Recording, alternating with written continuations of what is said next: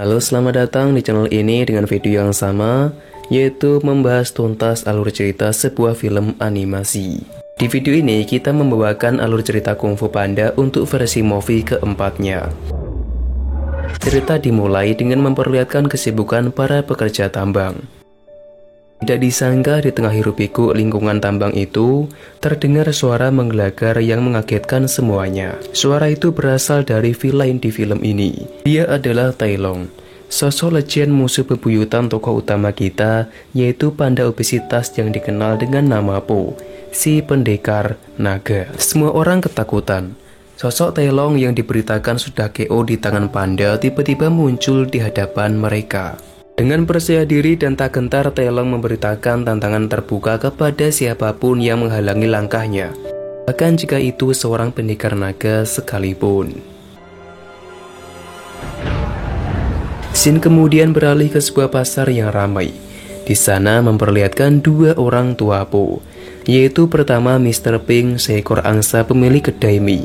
Beliau orang berjasa yang membesarkan Po dari kecil sampai dewasa. Dan satunya panda besar ayah kandung Po, yaitu Bapak Lisan, seorang ayah yang terpaksa berpisah dengan Po karena ulah penjahat Lord Sheng. Saking sayangnya Mr. Pink mengkhawatirkan keberadaan Po saat ini, yang entah di mana. Meski begitu, Lisan percaya bahwa putra mereka pasti saat ini baik-baik saja, karena Po adalah panda sejati yang kuat dan hebat. Kemudian scene beralih memperlihatkan petualangan Po, dan cerita hanya akan berfokus kepadanya. Sudah hal biasa Po berkelana di tempat yang jauh untuk menaklukkan penjahat yang mengganggu ketenangan warga. Saat ini Po menghadapi ikan pari jahat. Namun bagi Po, ikan pari ini hanyalah musuh kecil yang mudah dikalahkan. Dengan entengnya dia melumpuhkan penjahat itu dan berhasil menyelamatkan nyawa seekor anak babi. Sekembalinya dari petualangan itu, dia pun disambut gembira oleh para penggemarnya. Penduduk Lembah Damai, dari kecil sampai dewasa semuanya sangat mengidolakan Po, karena dia adalah sang pendekar naga. Tak sengaja, saking mungilnya Master Shifu juga ikut serta mendapat tanda tangan spesial, bahkan tepat di dahinya. Di depan penggemarnya, Po memperkenalkan tongkat kearifan yang selalu dibawanya, senjata pamungkas pemberian Grandmaster Oogway. Konon pemilik tongkat itu mempunyai kemampuan berpindah alam, bahkan kekuatan untuk membuka pintu alam roh. Di tengah kegembiraan itu, hanya Master Shifu yang terlihat sedikit marah karena Po tidak merespon omongannya, di mana beliau meminta Po bersamanya untuk membahas sesuatu yang sangat penting, di mana hal penting itu adalah masa depan Po. Perjalanan Po dari kecil sampai dewasa dan bisa seperti ini penuh dengan perjuangan. Tapi Master Fu mengingatkannya perjalanan Po saat ini masih belum selesai. Po harus mencari murid penerus sebagai pendekar, dan Po akan naik ke tingkat yang lebih tinggi dalam ajaran Kung Fu, yaitu akan menjadi pemimpin spiritual di Lembah Damai, menggantikan Grandmaster Oogway yang kini telah tiada, menjadi sosok panutan, membagikan petua sekaligus mengawasi Lembah Damai. Master Shifu mengingatkannya bahwa Tuan Oogway mewariskan tongkat itu kepadanya agar Po mengikuti jejak Tuan Oogway, naik ke tingkat lebih tinggi, melebihi pendekar naga. Namun terlihat Po tidak menginginkannya karena dia lebih suka berkelana dan mengalahkan penjahat daripada duduk tenang menjadi pemberi petuah seperti Tuan Oogway. Dengan sedikit kesal, Master Shifu pun mengatakan ada banyak cara lain untuk perdamaian selain dengan kekerasan. Dengan itu Master Shifu memaksanya untuk segera mencari penerus sebagai penggantinya. Walaupun itu membuat hidup Po terasa tidak seru lagi, karena jauh dari pertarungan yang menjadi hobinya. Meski sedikit terpaksa, Po pun tetap menjalankan perintah gurunya itu. Dong, suara gong tanda acara telah dimulai. Semua yang berminat menjadi penerus pendekar mulai menunjukkan keahliannya. Sementara Po dan Master Shifu menjadi juri sebagai penentu. Semua kandidat sangat bagus menurutnya. Namun itu tak ada satupun yang cocok sebagai penggantinya. Kemudian Master Shifu mengajaknya ke tempat biasa Tuan Oogway bermeditasi. Tempat itulah yang nantinya akan menjadi tempat Po setelah ia bersedia menjadi penerus Tuan Oogway. Dan saat dia menoleh ke arah tempat penyimpanan pusaka, dia melihat seekor penyusup kecil yang menyelinap. Segeralah dia mencari keberadaannya. Anehnya penyusup tidak tahu kalau di depannya adalah sang pendekar naga, seorang yang sangat terkenal dan orang terpilih sebagai penerus Grandmaster Oogway. Pertarungan pun terjadi. Penyusup yang ternyata berniat mencuri itu sangat licik. Dia menggunakan semua benda pusaka sebagai alat untuk menyerang Po. Sedangkan Po hanya bisa berfokus untuk menyelamatkan benda pusaka. Si pencuri sekaligus penipu itu mempermainkan Po, dan cukup kata Po untuk bermain-main dengannya. Dia menangkapnya lalu memasukkannya ke dalam penjara. Tiba-tiba Po dikejutkan dengan kedatangan semua pekerja tambang yang melaporkan kemunculan Tai Lung. Tai Lung yang telah Po kalahkan dan dikurung di dalam dunia roh bisa-bisanya hidup kembali lalu membuat kekacauan. Sebelum keduanya berpisah, si pencuri yang ternyata bernama Zen itu mengatakan keahliannya untuk mencari jejak. Jadi jika dibutuhkan, dia siap membantu Po mencari serta menangkap Tai Lung, yang pasti dengan imbalan yang setimpal. Zen ternyata bukanlah rubah biasa. Dia mempunyai banyak informan di kota-kota besar. Dan mengejutkannya, Tai Lung yang baru saja mengacau bukanlah Tai Lung asli, melainkan seorang yang dikenal dengan nama Si Bunglon. Dia adalah penyihir licik yang bisa mencuri kekuatan master kungfu lain dan berubah bentuk sesuka hatinya, dengan ambisi menguasai seluruh dunia kungfu dengan kekuatan sihirnya. Dan akhirnya, kesepakatan pun terjadi. Zen siap membantu dengan imbalan dia dibebaskan. Master Shifu pun tak bisa menghentikannya. Po sedang menyelesaikan masalah serius, sehingga untuk sementara dia tidak bisa menuruti kemauan Shifu untuk mencari murid pengganti. Kepergian Po dengan misinya tersebut menjadi perbincangan hangat di penduduk Lembah Damai, dan banyak yang menyebarkan rumor lawan Po kali ini sangat mengerikan. Si Bunglon yang mempunyai keahlian sihir luar biasa bisa berubah ke bentuk apapun, bahkan menjadi monster yang mengerikan. Oleh karena itu, Mr. Pink sebagai ayah mengkhawatirkan keselamatannya.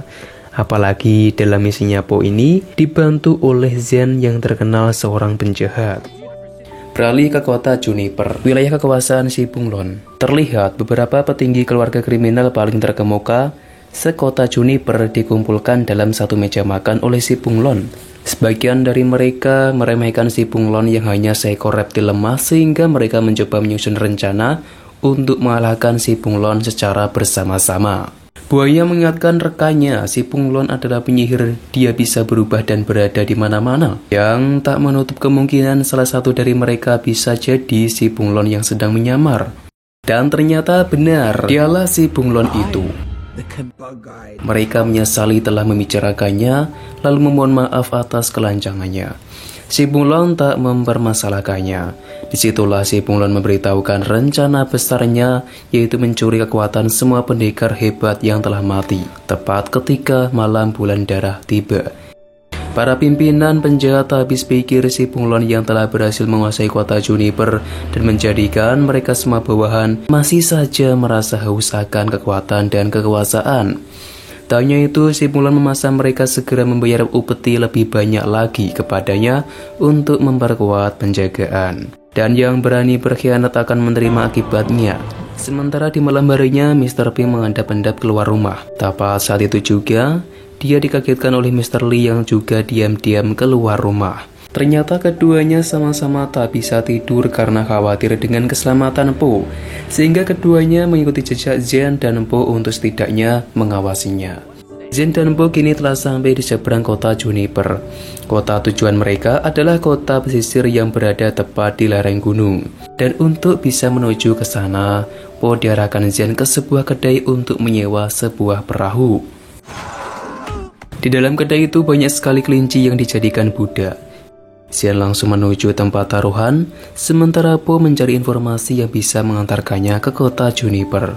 Orang yang Po cari tepat ada di sampingnya, seekor burung pelikan. Akhirnya dengan sedikit negosiasi, si kapten kapal telah menerima tawaran Po, yang ternyata si kapten adalah seekor ikan di dalam paruh burung itu. Terjadilah kesalahpahaman. Tuan kedai mengira Zen telah curang. Po yang tidak tahu menahu juga harus mendapat akibatnya. Mereka pun terkepung di dalam kedai. Po Po berusaha melumpuhkan para penjahat sambil mengamankan semua kelinci, sekaligus memaksa Zian mengembalikan barang curiannya. Untuk mengakhiri semuanya dengan terpaksa, Po menggunakan jurus pamungkas, lalu secara tak sengaja keduanya pun terpental dan hampir saja jatuh dari ketinggian. Untungnya di bawah sudah ada si kapten yang siap membawa mereka pergi. Kota Juniper, tempat yang sangat Zian rindukan. Karena kota itulah dia tumbuh menjadi seperti sekarang, hidup tanpa keluarga dan berjuang dari kecil dengan segala cara. Tapi semenjak seseorang mengadopsinya, dia tidak lagi merasa kesepian. Tak jauh beda dengan kehidupan masa kecil Po yang dulunya terpaksa berpisah dengan keluarga dan diadopsi oleh angsa sampai akhirnya bertemu kembali dengan ayah kandungnya. Si Bunglon sudah menjadikan kota Juniper sebagai kerajaannya, dan ambisinya tidak sebatas kota itu. Si Bunglon akan memperluas wilayah kekuasaannya sampai desa-desa terpencil, sehingga untuk mendukung rencananya dia memaksa para penjahat untuk menyerahkan barang berharga sebagai bahan baku pembuatan berbagai senjata. Mereka telah sampai di kota Juniper. Begitu ramai dan sibuknya kota itu. Dan Po sangat bahagia karena di situ banyak sekali makanan favoritnya. Kota yang indah yang kini telah terancam dengan si Bunglon yang bertindak semena-mena memeras harta para warga. Oleh karena itu, Po tidak sabar untuk segera mengalahkan si Bunglon yang berada di menara tinggi itu. Ternyata nama Zian begitu terkenal oleh penduduk kota karena ternyata dia adalah buronan. Tak lama setelah itu, Zian dan Po ditangkap oleh pasukan penjaga kota. Dengan reputasinya sebagai rubah licik dan cerdik, Zian sangat mudah lepas dari tangan penjaga, sehingga keduanya pun segera berlari mencari tempat persembunyian. Untungnya Zian sangat menguasai jalanan kota dan keduanya pun berhasil lolos dari kejaran untuk kemudian masuk jalan pintas menuju markas besar para kriminal. Disitulah kedatangan Zian disambut bahagia oleh guru lamanya, tapi ternyata sambutan yang dimaksud adalah dengan kekerasan.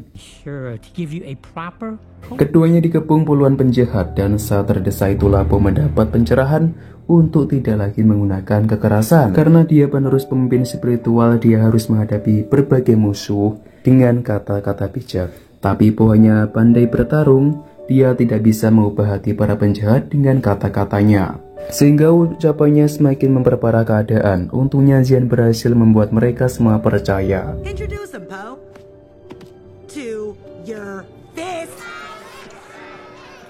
Di situ Zian menjelaskan maksud kedatangannya, yaitu meminta bantuan mereka untuk mengalahkan si Bunglon. Karena si Bunglon ini tidak hanya menjadi ancaman para penduduk, tetapi juga bagi mereka, para kriminal yang semakin tertekan oleh keberadaan para pasukan Bunglon yang menguasai pasar. Sayangnya permintaan itu ditolak mentah-mentah oleh pimpinan. Mr. Pink dan Lee telah sampai di kedai. Begitu Mr. Pink masuk, dia langsung mengakui sebagai ayah dari Panda. Dia tidak tahu kalau sebelumnya pola yang menyebabkan kerusakan dan kekacauan di kedai mereka. Untungnya kemunculan Mr. Lee membuat mereka semua ketakutan. Mr. Lee mengaku sebagai orang yang mendidik Po.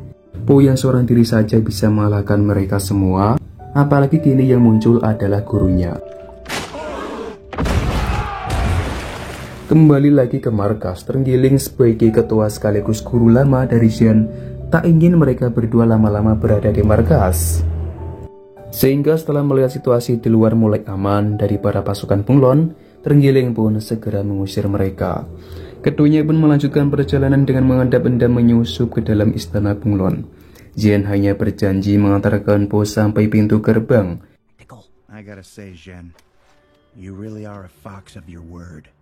Kemudian Po memberikan hadiah sebuah benih persik yang mempunyai makna bahwa setiap benih bisa tumbuh menjadi pohon yang besar. Dan Zian juga mungkin akan seperti itu. Sementara itu Mr. Pink dan Lee kini telah sampai di kota. Keduanya pun menanyakan ke siapapun yang pernah melihat orang seperti foto yang dia bawa. Tak satu pun yang mengakuinya. Dengan instingnya yang tajam, Mr. Lee membaca jejak yang pernah dilalui Po. Po dan Zian harus melewati puluhan penjaga yang sedang tertidur. Dan rintangan berikutnya berupa jebakan mematikan. Terkurunglah Po di tangan si Bunglon. Kurungan itu dibuat dengan kombinasi kekuatan sihir, sehingga kekuatan Po tidak dapat digunakan selama ia terkurung di dalamnya. Zhen berusaha sekuat tenaga membantu Po, namun usaha mereka sia-sia. Dan mengejutkannya dan tak disangka-sangka oleh Po, Zhen yang sangat dia percaya ternyata berkhianat. Zhen bekerja di bawah kekuasaan Si Bunglon. Dan semua yang dilalui Po dari awal perjalanan sampai sekarang telah direncanakan matang-matang oleh Zhen dan Si Bunglon.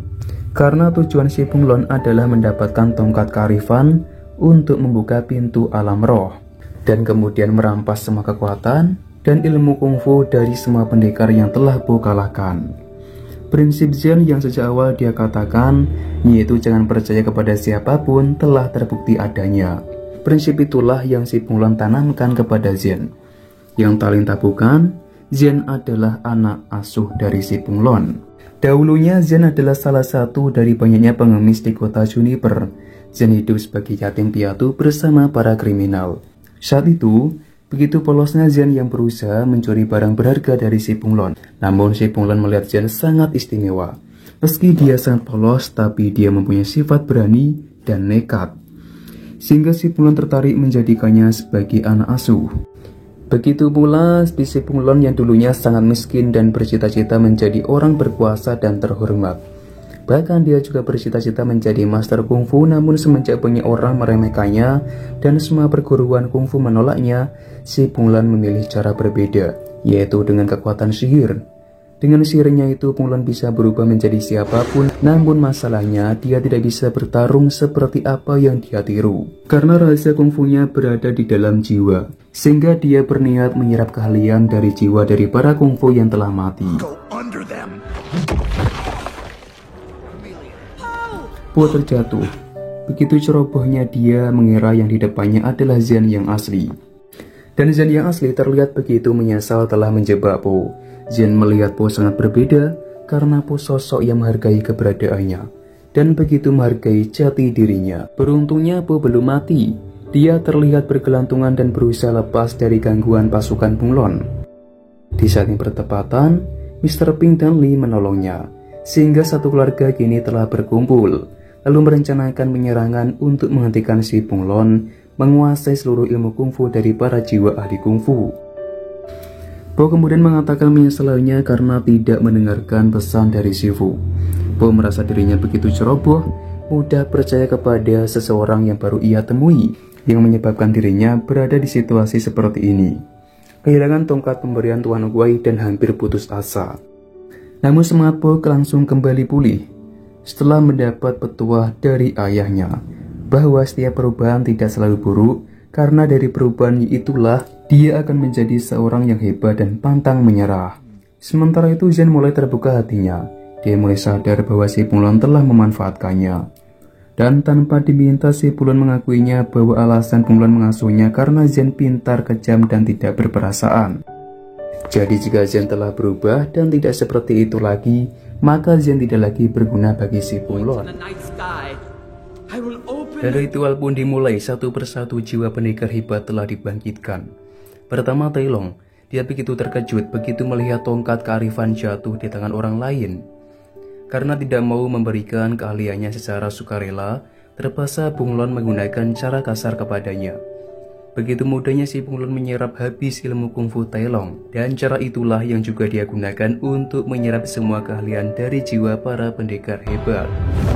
Melihat Si Bunglon yang semakin mengerikan, Zhen memutuskan untuk kabur menyelamatkan diri. Tadi sangka dia pun bertemu kembali dengan Po, dan dia sangat bersyukur bisa kembali bertemu dengannya. Disitulah Zhen mengakui segalanya, bahwa sekarang dirinya meminta maaf, lalu menyesali semua kesalahannya. Dan dia memutuskan untuk berada di pihak Po, walaupun sebelumnya Zhen kesulitan membuat Po kembali percaya kepadanya. Zhen berusaha sekuat tenaga mencegah Po untuk pergi bertarung melawan Si Bunglon. Karena sekarang Si Bunglon sangatlah kuat, mempunyai ilmu sihir dan menguasai banyak sekali keahlian kungfu. Dia tidak ingin Po mati di tangan Si Bunglon, tapi bukan Po namanya kalau takut dan menyerah sebelum berjuang. Po mengatakan apa yang Zhen khawatirkan jika Po akan kalah mungkin akan terjadi, tapi Po tetap harus mencobanya. Mereka bertiga sama-sama tidak bisa menghentikan Po. Namun mereka tak akan tinggal diam begitu saja. Segeralah mereka menyusun rencana untuk menyerang kerajaan Si Bunglon dengan bantuan geng kriminal dari Zen. Sangat sulit bagi Zen untuk meminta bantuan kepada mereka karena mereka melihat semua itu urusan Po. Dan tidak ada keuntungan bagi mereka untuk membantu Po. Namun dengan keahliannya dalam menyusun kata-kata, Zen pun berhasil menyadarkan semua rekannya. Meski mereka sekumpulan orang jahat, tapi tak ada kata terlambat untuk berubah menjadi baik demi keselamatan kota Juniper dari kekuasaan Si Bunglon. Mereka semua langsung tancap gas menyerang kerajaan Si Bunglon. Sementara itu, Po tak sengaja masuk ke dalam kurungan jiwa para pendekar kungfu yang kini telah kehilangan keahlian kungfunya. Mereka semua adalah mantan musuh Po yang telah lama dikurung di dalam dunia roh. Meski pernah menjadi musuh, Po dan musuhnya saling menghormati satu sama lain. Begitupun Tai Long, meski dia satu-satunya musuh paling kejam, dia kini berusaha menyadarkan Po akan kesalahannya, kemudian mencoba membuat Po yakin bahwa ia akan berhasil menyelesaikan ini semua. Di hadapan Po saat ini bukanlah Si Bunglon yang hanya bisa ahli sihir, melainkan Si Bunglon dengan puluhan keahlian kungfu yang dipadukan dengan ilmu sihir. Sehingga Po harus bertarung sekuat tenaga menghadapi kesulitan yang berkali-kali lipat dibandingkan menghadapi penjahat lainnya.